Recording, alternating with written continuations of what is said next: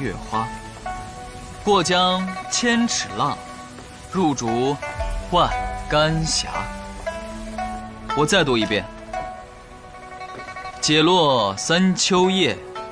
我到底要怎么拒绝韩硕，他才会放弃啊？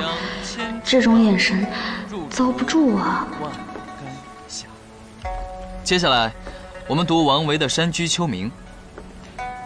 空山新雨后，天气晚来秋。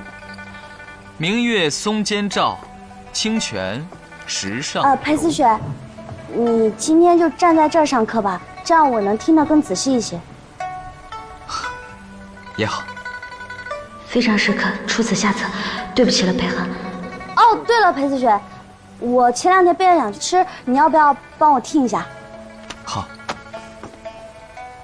平生难解相思情，生似浮影，心如萍。啊，这段时间在威猛山特别想念裴思雪。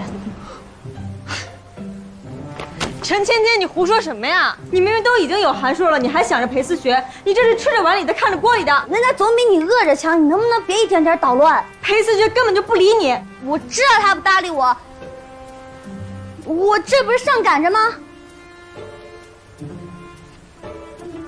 正后来时，迟坐起，灯半昏时，月半明。芊芊，你对的可是这2句？是，你怎么还给接上了？你忘了，这是你我儿时一起背的。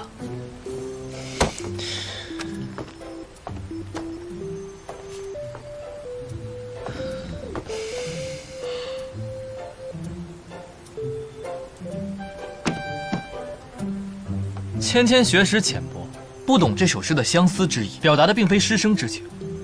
多有唐突，思学莫怪。芊芊不懂，我可以教她。但是，我怎么觉得她是懂的？她不懂，她懂。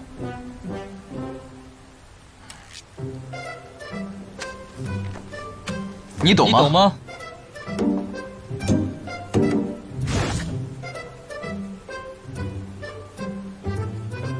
哎呀，怎么到时间了？下课。芊芊，我那书不要了，命重要。你懂吗？你懂吗？